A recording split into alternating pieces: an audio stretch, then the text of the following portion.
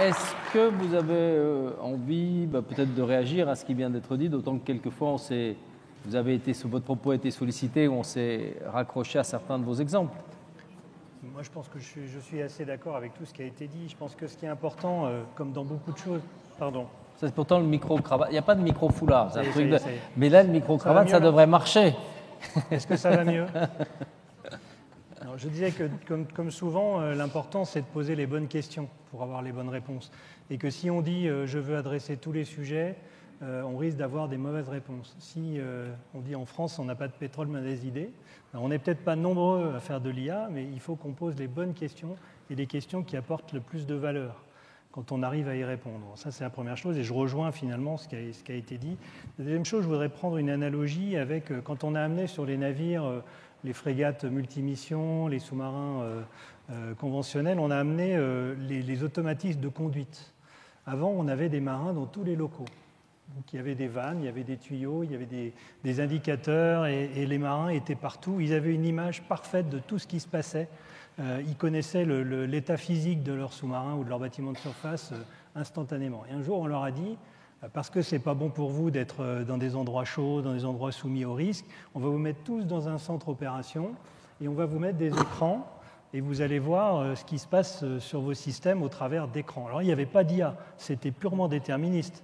Le gars disait, je veux faire admettre de l'eau dans les régleurs pour peser mon sous-marin. Il disait, je vais admettre 5 tonnes. Il appuyait sur un bouton et ça admettait 5 tonnes. Et on s'est rendu compte que c'était très bien, c'était très fiable, mais que les marins, s'ils ne faisaient que ça, ils perdaient complètement le sens physique.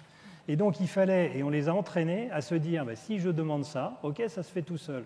Mais je suis en train d'imaginer ce qui est en train de se passer dans le compartiment où je ne suis plus, de manière à ce que si jamais il se passe un aléa, je suis capable de le détecter et de réagir instantanément. Donc en gros, garder le contrôle sur ce qui se passe. Le problème de l'explicabilité, c'est ça. C'est que, et là j'ai pris volontairement un exemple où il n'y avait pas d'IA, c'est qu'il faut que les marins qui vont se retrouver dans le PCNO se disent j'ai confiance, je comprends ce qui est en train de se passer. L'algorithme d'IA, il a appris tout seul, je ne sais pas comment il est, mais je connais les règles que je lui ai mises, c'est les règles que moi-même je m'applique. Il a utilisé les données que moi-même j'utilise, simplement il a la capacité à en utiliser beaucoup plus, à calculer beaucoup plus vite que moi, et donc je me dis finalement c'est comme un collègue entre deux oreilles d'or, ils ne vont pas s'expliquer comment ils font, hein. Mais ils ont confiance parce qu'ils ont appris pareil, ils appliquent les mêmes choses, ils ont les mêmes livres, et ils se disent, si lui dit que c'est tel type de sous-marin, je pense qu'il a raison. C'est un peu la même chose. Donc on est vraiment dans la collaboration, on est dans la confiance, et on a confiance en quelqu'un parce qu'on comprend comment à peu près il raisonne. Mais on ne sait pas comment mon cerveau est fait par rapport au vôtre. Est-ce que ça passe par les mêmes neurones dans le même ordre? Certainement pas, hein. Voilà, donc et là, je vous rejoins complètement sur l'analyse. Alors, on va passer aux questions de la salle, parce que je pense qu'il y a beaucoup de choses à... Il faudrait quand même que vous donniez... Ce que j'aimerais comprendre, moi, c'est là, aujourd'hui, quel est le saut qualitatif qui est en train d'être fait par rapport au monde dans lequel on vit pour les systèmes de combat, qui implique déjà de l'intégration de la donnée, qui implique déjà du traitement de la donnée, multimilieu. Bon. Donc, quel est le saut, je dirais, qui rend le plus tangible cette révolution, soit actuelle, soit à très court terme? Qu'est-ce qui va être différenciant? L'exemple que j'ai voulu donner sur la lutte contre les menaces asymétriques, c'est vraiment ça qui l'image le mieux. C'est plus compréhensible que ce qui va se passer à bord d'un système de management de combat.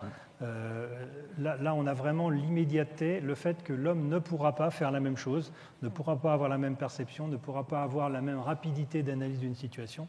Ça, c'est vraiment discriminant pour moi. Le deuxième exemple discriminant... C'était l'exemple du bateau de pêche qui revient. Et le deuxième exemple, c'est les drones, où là, on a vraiment une rapidité d'évolution de l'autonomie décisionnelle. On a la possibilité dans l'eau ou dans l'air d'avoir, c'est finalement plus facile sur un drone aérien ou sur un drone sous-marin d'évoluer que paradoxalement pour un véhicule autonome qui s'insère dans la circulation sur une autoroute ou dans Paris. Mais en même temps, là on va voir vraiment l'apport de l'autonomie décisionnelle sur la capacité à pouvoir faire des raisonnements relativement simples mais sans aucune intervention humaine. Donc on a une progression qui va se matérialiser, qui va être réelle. Après, la question de dire qu'est-ce qu'on fait faire aux drones se pose, et là on a toute une problématique d'éthique, toute une problématique de décision, de mission. Mais on va voir, je pense, très rapidement des choses se passer. Donc là, vous dites quand même, contrairement à ce que disait ce qui était dit tout à l'heure, que quand même, là, c'est pas simplement collaboratif, c'est l'automatisme. Oui. Là, on franchit par rapport à ce qui était dit à l'instant, et notamment par Mohamed Sigel-Massi, vous dites c'est collaboratif, mais la décision, elle reste quand même à l'homme in fine, et vous vous dites non, étant réaction, c'est un automate. Oui, on parle de petits drones, on parle pas de sous-marins ou de bâtiments de surface entiers, on parle de missions relativement limitées, on parle de distances de déploiement qui ne sont pas des milliers de kilomètres dans un premier temps, on ne parle pas de missions de 3 mois, mais on parle de déploiement de quelques jours, et on a une progressivité qui se fait de manière assez rapide. Mais l'horizon est loin quand même. C'est ça, l'horizon est loin. Et effectivement, réduire, si vous voulez, réduire la question de l'intelligence artificielle à celle du drone tueur, en fait, je pense que c'est ça que Mohamed... Oui, c'est là que vous avez commencé en disant non, on n'en est pas là. Mais cela dit, en fait, c'est aussi un système de délégation, parce qu'en fait, c'est vous qui... Ce choix-là de dire, dans telles conditions, je laisse faire, je tire, c'est un choix. Hein. Il n'est pas, pas à l'instant. Il n'est pas à l'instant. Mais c'est un choix que vous avez fait qui a dit dans telles conditions, moi je vais lui donner ces instructions-là. Donc en fait, quand je parle de collaboration, je dis que moi je ne vois pas pour l'heure une IA venir m'expliquer ce que je fais dans tous les cas de figure sans que, auparavant, j'ai décidé qu'est-ce que je laissais comme choix et qu'est-ce que je ne laissais pas comme choix. Aujourd'hui, vous prenez un avion, à un moment donné, quand le pilote automatique décide, ou quand vous allez en piquer et qu'il décide de vous ramener, quand ça marche, il décide de vous ramener, là, il ne vous laisse pas le choix. Il ne vous laisse pas le choix. Il ne vous laisse pas le choix parce que vous avez décidé de ne pas lui laisser le choix. Il vous a bloqué les commandes. Donc, en fait, cette décision-là de dire, dans ces cas-là, je fais ça, est un choix. Il n'est pas immédiat. Oui, d'accord. Très bien. Alors, je prends la première question. Nicole Niesotto. Ici, pour ceux qui ont les micros, monsieur là-haut, après. Est-ce qu'il y a... Oui, Boris. On prend 3 premières questions, puis comme ça, on en prendra d'autres après. Alors, Nicole, monsieur, et ensuite Boris Garcia. Si. Oui.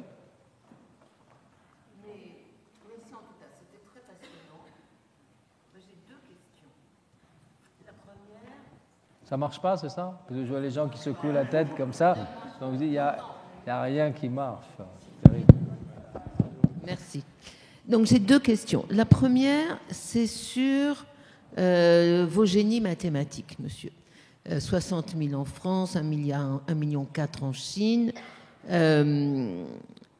qui font des formules, des algorithmes, j'imagine, dans lesquels, monsieur, il faut avoir confiance, en tout cas pour ce qui concerne les algorithmes occidentaux, parce que nous sommes dans la même culture.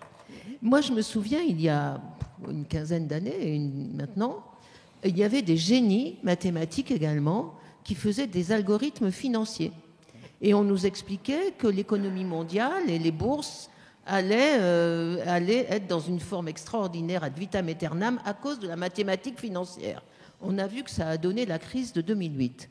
Alors ma question est, et la crise de 2008 est venue des algorithmes occidentaux. Les Chinois à l'époque n'existaient très peu.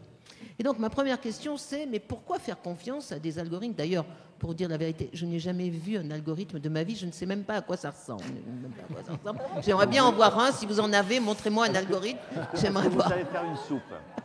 Montrez-moi un algorithme. Vous savez faire une soupe. Oui, ça je sais. Une soupe est un algorithme. C'est une recette. Oui, mais montrez-moi une formule mathématique que vous appelez un algorithme si vous en avez. Oui, est-ce que tu vas la comprendre? Ma deuxième question, c'est sur la démocratie. Vous avez dit, monsieur, que quand même on est dans une démocratie et que vous aussi, vous avez dit, on ne fait pas n'importe quoi et donc on ne va pas envoyer, on ne va pas décider a priori de donner à l'intelligence artificielle le pouvoir de décider toute seule qu'elle irait tirer sur une école. Ça me rappelle d'ailleurs ce qu'on a vu dans une célèbre série Homeland. Bref. Mais comme on a des adversaires qui ne sont pas des démocrates, si eux ils le font, on va bien être obligé de le faire. Et donc en quoi la démocratie est-elle un facteur d'étirement entre les différentes intelligences artificielles. Au contraire, moi je pense que plus on est démocrate, plus on sera tenté d'aller, comme vous avez dit, chercher la supériorité sur les non-démocrates, donc être encore pire que nos adversaires. Merci Nicole. Monsieur. Oui, un petit peu, bonsoir, un petit peu dans le même sens. Effectivement, aujourd'hui, on parle d'intelligence artificielle faible dont on peut inspecter, comprendre les algorithmes, comprendre le fonctionnement. Il est clair que le progrès technologique annonce dès à présent, et en particulier par les mécanismes d'apprentissage profond, des intelligences artificielles beaucoup plus fortes qui, elles, seront beaucoup plus délicates à comprendre après coup et d'arriver à analyser comment elles sont arrivées à telle ou telle décision. Et là, à partir du moment où on parle d'engins de guerre ou d'armement, on se pose effectivement un certain nombre de questions éthiques. Jusqu'où peut-on techniquement laisser la main à l'homme? Vous l'avez dit tout à l'heure, dans certains cas, il est déjà trop tard pour laisser l'homme décider. Donc, comment va-t-on pouvoir faire une éthique nationale, européenne, mondiale? Le problème des démocraties, on vient de le voir. J'allais dire, toute cette série de conférences est un petit peu sous l'ombrelle européenne, mais quand je vois, je ne parle même pas de nos amis américains, mais quand je vois nos amis allemands qui nous empêchent de vendre des missiles à l'Arabie Saoudite, quelles qu'en soient les raisons, ça pose quand même un problème. Peut-on faire ça tout seul, nous Français, ou comment le faire sur un plan européen avec toutes les questions que se posent, en particulier les IA fortes? Mais on va revenir à... J'ai laissé répondre, mais c'est vrai que c'est un vieux débat éthique, mais très ancien. Hein. Quand vous envoyez un boulet avec une catapulte, vous n'arrêtez pas le boulet dès qu'il est lancé. Donc, à chaque moment de l'histoire, entre le moment de la décision et l'effet de la décision, il y a eu des écarts de plus en plus grands qui sont existés, ou entre la prise de distance, par exemple, entre le combattant et entre les deux combattants. Aujourd'hui, avec le drone, c'est encore plus expliqué, mais au moment des guerres léontines, c'en est fini du courage, parce qu'on a décidé de passer à la guerre avec l'arc, plutôt que la guerre au corps à corps héroïque qui était considérée comme moralement, éthiquement la seule valable. Donc ça, à chaque époque se retrouve confrontée, dans des termes très évidemment différents, à ce même type de problématique éthique. Monsieur Garcia.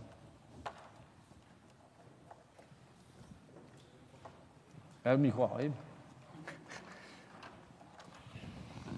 Bonsoir, ça marche, c'est bon. Moi, je voulais vous poser une question sur l'esprit critique que vous avez abordé. En fait, vous avez montré aussi que l'IA, aujourd'hui, ne fait pas qu'informer les individus, mais elle vient guider la décision. Elle vient guider la décision selon une prétendue, je dirais, rationalité prédéfinie en amont.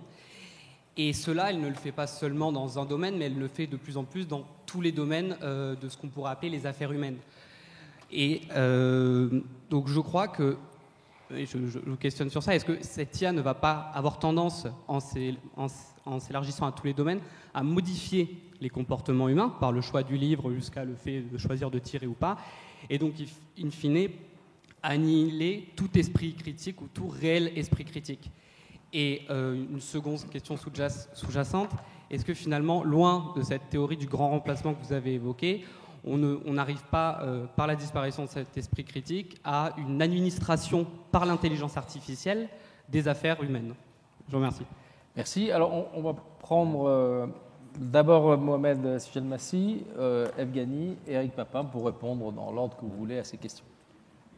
Je vais commencer par la dernière question. Et en fait, malheureusement, nous sommes prévisibles. Nous sommes des êtres prévisibles, contrairement à ce qu'on pense en tant qu'être individu, etc. Donc modifier les comportements humains, c'est déjà fait. Hein. On est un homo faber. Ouais. Moi, je ne crois pas à un homme naturel. Aujourd'hui, de toute façon, notre comportement est influencé par les technologies actuelles. Et évidemment que notre comportement évoluera de manière naturelle avec les technologies. Mais c'est vrai aujourd'hui, ça l'était déjà... Oui. Pardon. Ah, c'est fini. On rapproche-le comme ça, je crois que c'est plus simple. Oui, voilà, je vais le tenir, c'est peut-être plus simple.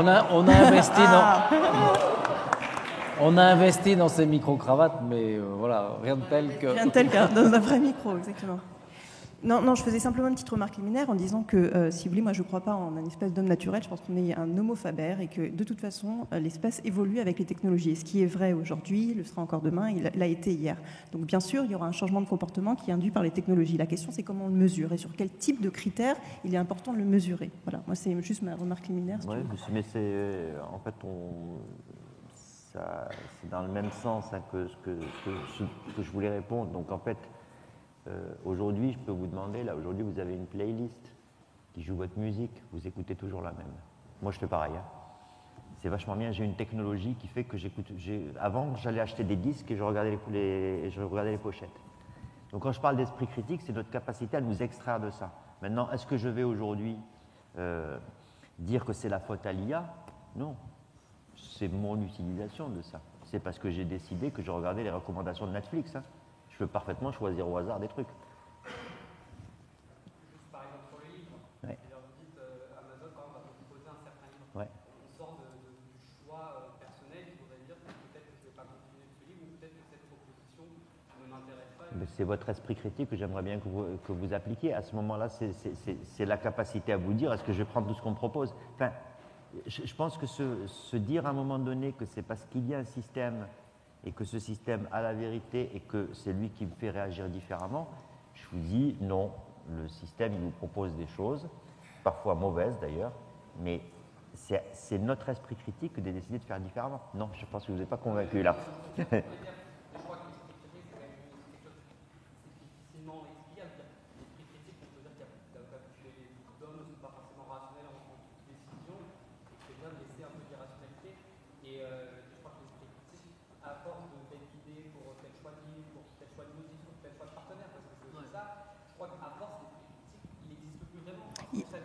Oui.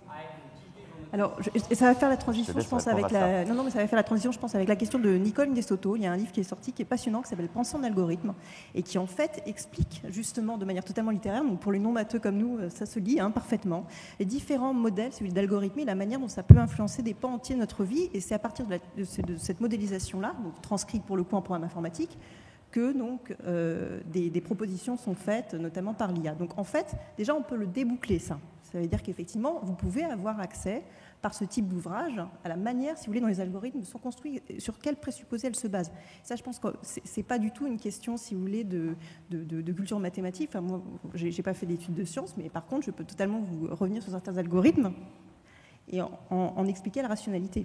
Je ne dis pas tout, et le technologue est avec moi, mais par contre, ce qui est vrai, et je vous recommande vraiment de lire ce livre. On en revient peut-être à la question de Nicole, parce que autant, pour tout l'esprit critique, ça renvoie à un choix individuel. Mais sur ces grands choix collectifs qui sont générés, comme l'algorithme financier qui faisait qu'automatiquement les arbitrages entre bourses, entre banques, sur les taux d'intérêt se faisaient, alors là, en dépit de toute participation de l'intelligence humaine, ça va trop vite. Et sur quelque chose qui est systémique, quoi, qui est collectif, qui n'est pas simplement un jugement individuel. Je vais absolument abonder dans votre sens. C'est une marque surprenante et je vais vous conseiller un bouquin. De Cathy Vous aussi, prenez chacun prend son micro en main. Ça va? C'est bon là? Même pas. Je suis un méditerranéen, mais j'ai beaucoup de mal à le faire avec les mains. Donc je disais que je vais abonder dans votre sens et en fait je vais vous conseiller un très bon bouquin qui s'appelle plus ou moins La dictature des algorithmes, mais que je vais vous donner tout à l'heure le nom, de Cathy O'Neil.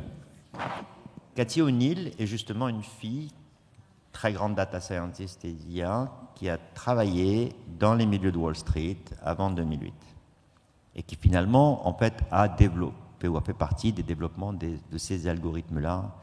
Et elle en est partie pour une raison extrêmement simple, c'est que son raisonnement est de dire ce qui explique, ce qui fait que telle chose soit faite, c'est le choix du monsieur qui a développé cet algorithme ou qui l'a entraîné. Et que par conséquent, si on n'en est pas capable de l'expliquer, de le lire, on va devant des biais graves. Et j'abonde complètement dans votre sens. Et cette notion de compréhension de ça, elle est essentielle. Et dans un des exemples qu'elle cite, mais je vous donnerai le titre du bouquin après parce qu'il est très facile à lire, il est très intéressant.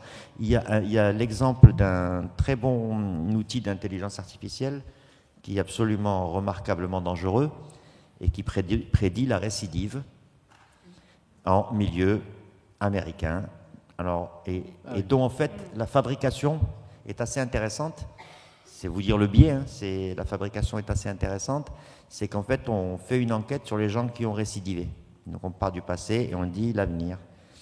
Et en gros, si vous avez déjà été contrôlé par la police, si un de vos copains a été en tôle, si vous en rajoutez quelques-unes comme ça, vous savez à peu près que c'est plutôt dans le 93 qu'à Neuilly que vous tombez dans toutes ces choses-là. Bon, typiquement, au moment où le juge a ce système-là, il va décider de vous condamner parce que vous êtes apte à récidiver. Et donc, vous allez récidiver. Parce que comme il vous a donné 5 ans de prison, non, vous allez récidiver. Mais c'est d'ailleurs, autant je pense que sur les systèmes de combat, on verra, mais on voit bien, dès lors qu'on met la vie de l'autre en jeu, le moment d'attention ou de retenue avant. Autant sur les systèmes de sécurité, qui sont habillés de toute la bonne conscience, de la prévention, de la précaution, et donc ça a des principes très démocratiques. On aboutit quand même à un système complètement non démocratique, qui privative de la liberté, etc. Donc, pour les démocraties, parce que tu disais, on sera entraîné par les autres, peut-être, sauf qu'on se dit esprit critique, conscience morale, etc. Sur l'autre aspect, ce sont des principes qui sont plutôt la prévention, la précaution, très intégrés, mais on aboutit aussi à une société impossible, et démocratiquement non viable. Oui, mais je me permets simplement de revenir sur la question de la compréhension des algorithmes pour un public qui est non mathématicien, parce que je ne veux pas faire effectivement ma pro-Villani, mais je pense que c'est aussi un moment où, quelque part, on peut se poser la question de la diffusion de la culture scientifique, de la manière dont un certain nombre de personnes qui ne viennent pas forcément de ce champ-là peuvent eux-mêmes investiguer les questions des sciences. Vous parliez, excusez-moi, de la question du choix du conjoint. En fait, derrière, il y a effectivement un algorithme, la théorie de l'arrêt optimal, et on peut totalement, vous-même, vous pouvez revenir sur ce qui est au fondement de ce choix. Donc ça doit être aussi, moi je trouve, une invitation à revenir vers l'exercice de la connaissance et l'appropriation de connaissances mathématiques. Je pense que c'est une belle opportunité. Éric Papin. Oui, moi je voudrais, il y a une notion qui est importante, qui est quand même le libre arbitre. À un moment donné, nous on est des techniciens. C'est-à-dire que notre boulot, c'est de travailler pour proposer ce que la technique peut faire de mieux face à des problématiques technologiques qui nous sont posées par des opérationnels. Donc j'en reviens à poser la question. Moi aujourd'hui, je ne suis pas en train de pousser de l'intelligence partout, et en particulier là où on peut mettre en œuvre les armes. Ce n'est pas du tout ça. Moi aujourd'hui, dans les 9 domaines que je vous ai montrés, il y en a plein qui sont totalement pacifiques. Si je fais de la maintenance prédictive, que ça me dit cette installation, ce radar, il faut que je le change au prochain arrêt technique parce qu'il va casser après, je le change. Qu'est-ce que je risque ? Au pire, je l'aurais changé peut-être un peu trop tôt. Et ce que j'aurais gagné, c'est qu'il ne va pas tomber en panne lors de la prochaine mission. Bon, là, je mets en jeu la vie de personne. Donc, il y a tout un tas d'applications qui sont totalement bénéfiques et sans aucun risque. Quand j'entraîne un équipage, quand je fais de la simulation, c'est la même chose. Donc, je veux dire, il faut vraiment distinguer le rôle des techniciens, le rôle des chercheurs qui répondent à des questions, qui montrent ce que la technologie peut faire, et du rôle des décideurs opérationnels qui disent là, je vais m'en servir, simplement parce que je serais trop bête de ne pas bénéficier de toute l'information disponible et analyser et recouper, et ça a été très bien expliqué, faire les liens entre des informations qui sont dans des bases totalement différentes, peu corrélées, c'est de l'information riche, on le met à disposition, et après, la personne dit moi je vais choisir de l'utiliser parce que ça répond à l'image mentale que je me fais de la décision, ou alors je ne vais pas l'utiliser. Donc je pense qu'il faut bien distinguer les deux. Et là, je vais encore prendre un autre exemple qui est, on ne va jamais mettre de l'intelligence artificielle sur des fonctions de sécurité à bord des navires. Il y a des fonctions de sécurité ultimes, la sécurité plongée, le fait d'envoyer des armes, effectivement. On va toujours avoir des chaînes fonctionnelles qui vont être sécurisées. Par le passé, la manière dont on sécurisait, c'était des relais, des boutons poussoirs, des lampes rouges qui s'allumaient, voilà. Et un jour, on a dit on va mettre du logiciel. Et là, tout le monde a poussé les hauts cris, les mêmes que ceux qu'on pousse avec l'IA, en disant mais attendez, le logiciel, c'est bien simple, dans une étude d'analyse de sécurité ou de sûreté, la probabilité de défaillance d'un logiciel, c'est 1. Donc déjà, quand on commence comme ça, on ne va pas loin. Ça veut dire qu'on est sûr, on postule que le logiciel, de toute façon, va être mal programmé, va se tromper, et donc dans les démonstrations, on ne la prend pas en compte. Et puis petit à petit, on se dit c'est quand même dommage parce qu'il y en a de plus en plus et les gens travaillent bien. Et on commence à faire des logiciels avec ce qu'on appelle la safety logicielle, c'est-à-dire une démontrabilité de la fiabilité d'une chaîne fonctionnelle. Et on commence par quelques centaines de lignes de code et puis ensuite, on imagine le faire, comme c'est le cas sur la sécurité ferroviaire par les systèmes que fait Thales, par exemple. On a des systèmes dont on a totalement confiance. C'est fait avec du logiciel. Bon, ben là, on va avoir la même chose à un moment donné avec l'IA. Mais ça va prendre plus de temps. Donc, ce qu'il faut qu'on fasse, et nous, en tant qu'architectes, c'est quoi notre boulot? C'est de trier entre ce qui sera toujours de la sécurité avec des sécurités formelles, mécaniques ou électriques, pour là où on met vraiment en jeu la vie des gens, ce qu'on va admettre de faire avec du logiciel sécurisé, ce qu'on va admettre de faire avec du logiciel normal, et puis là où on va en plus ajouter des fonctions d'IA. Moi, je donne des technologies possibles, je propose une architecture qui répond à des objectifs, et ensuite, on fait valider par l'utilisateur et par le donneur d'ordre si ça répond à l'image qu'il a de ce qu'il nous a demandé. Il faut toujours garder ça en tête. Alors, je vais prendre de nouvelles questions. Alors, j'ai déjà Jacques Bernstein, Jacques Lafaille. Je crois qu'après...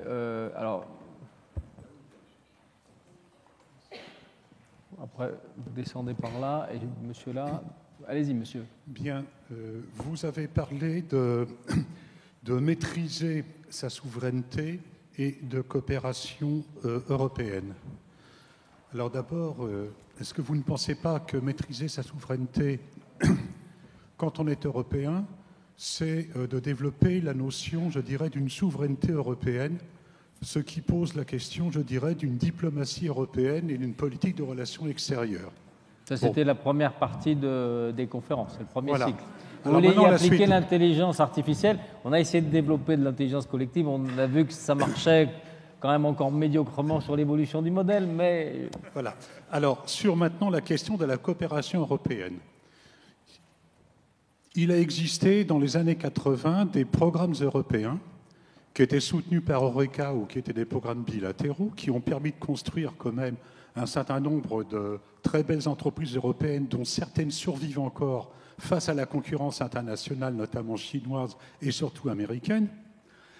Donc, mesdames, messieurs, vous qui représentez des entreprises, avez-vous déjà entendu parler effectivement de projets de coopération au niveau européen dans vos différents métiers?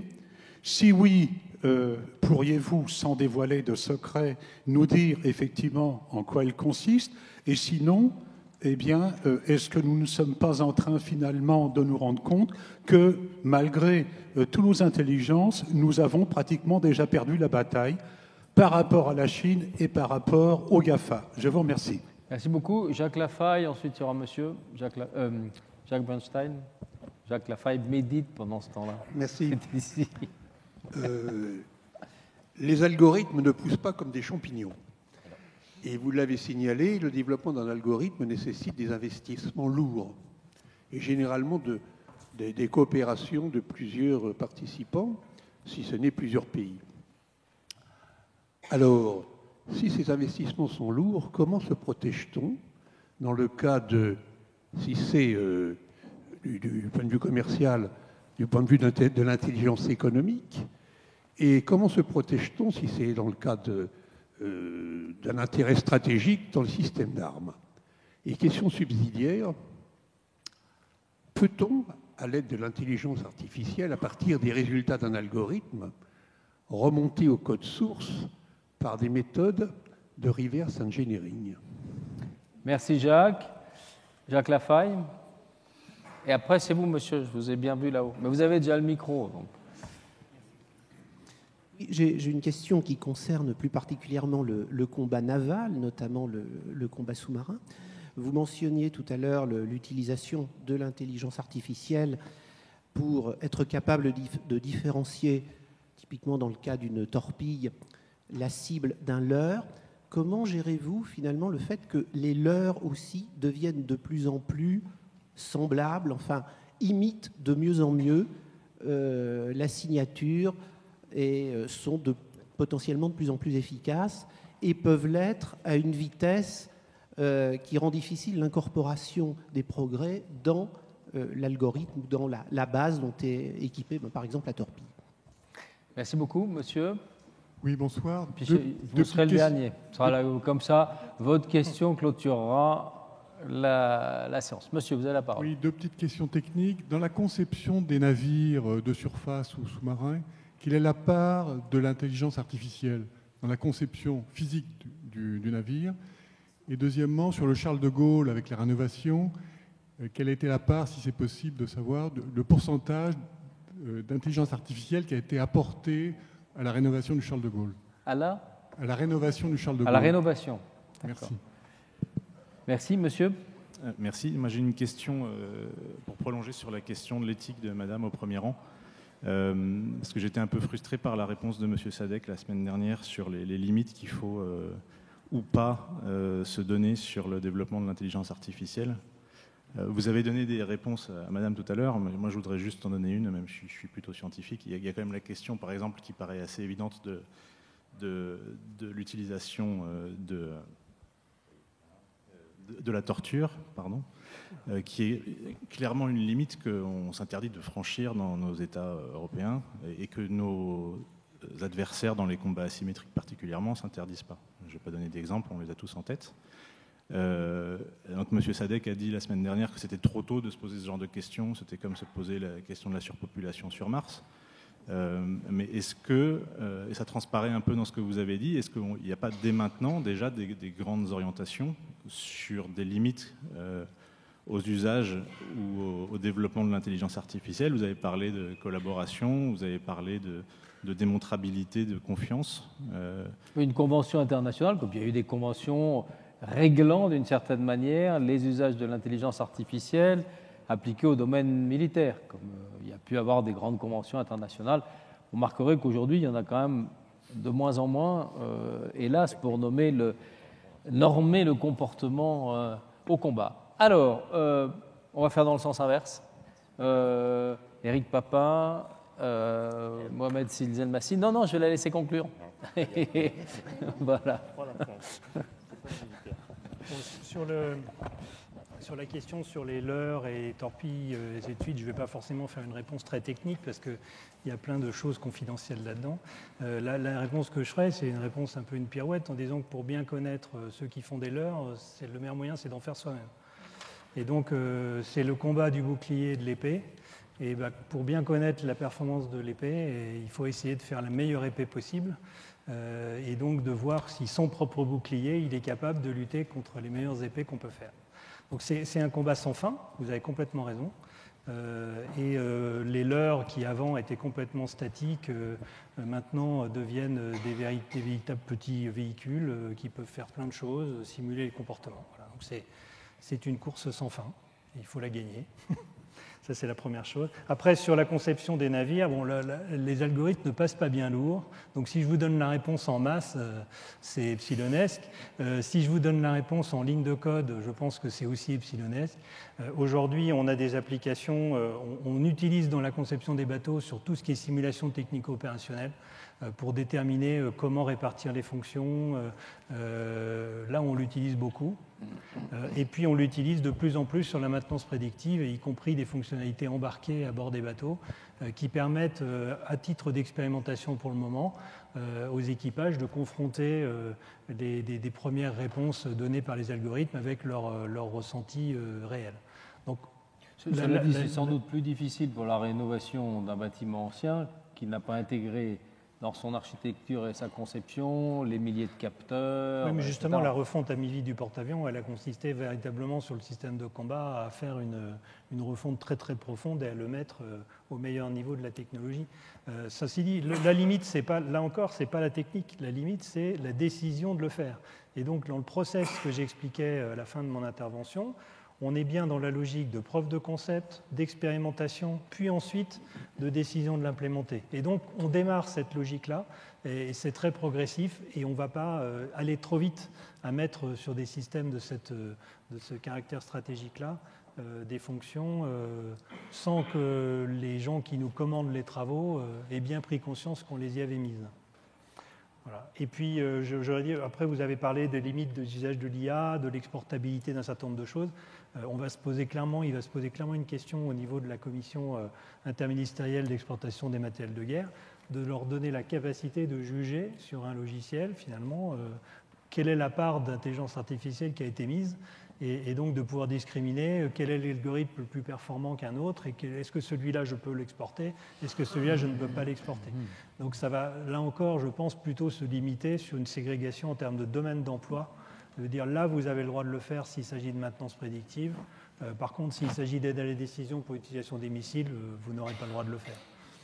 Merci. Mohamed Sigelmassi. Je vais revenir juste sur la question de rétro-engineering, c'est extrêmement compliqué. Je ne connais pas de solution théorique à ça.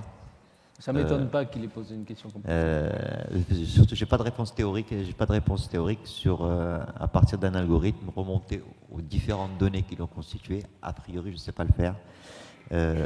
Puis je reviendrai sur la question des investissements où, finalement, ce qui est important, et peut-être pour sortir du sujet de l'intelligence artificielle, je vous parlais du sujet du cloud, où on n'arrive pas à avoir aujourd'hui un cloud européen.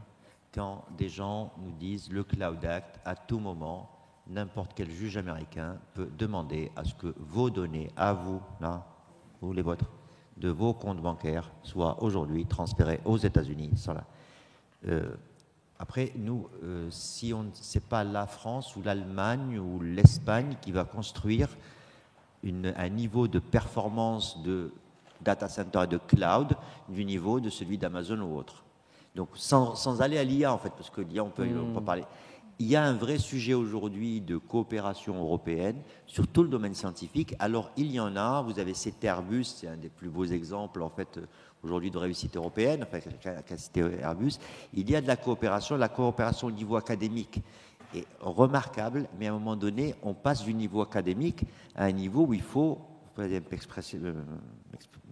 passer l'expression, il faut du pognon. Il faut de l'argent, il faut du financement. Ce n'est pas uniquement l'intelligence individuelle. Enfin, c'est une référence, ça. Je ne sais pas qui a dit ça.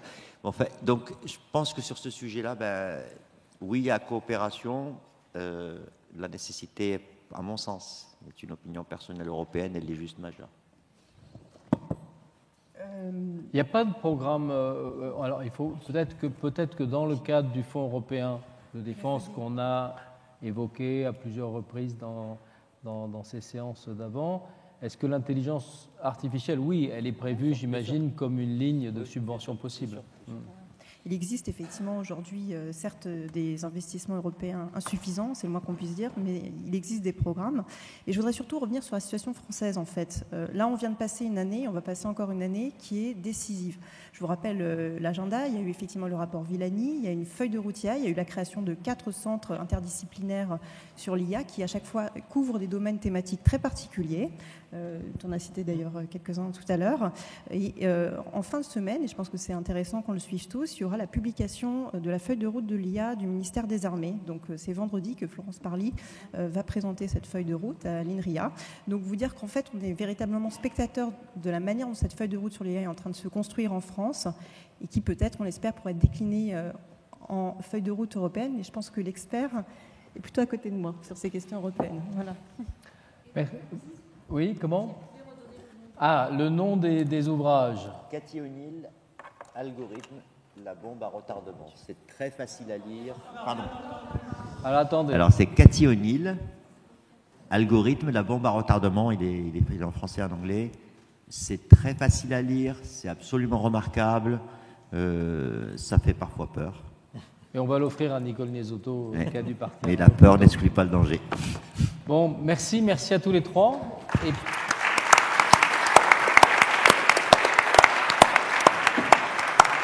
Et puis nous nous retrouvons l'année prochaine sur un thème que je ne vais pas fixer de manière trop arbitraire. J'ai un peu une idée, mais il faudra le soumettre au comité de pilotage de la chaire. Donc à l'année prochaine. Merci beaucoup.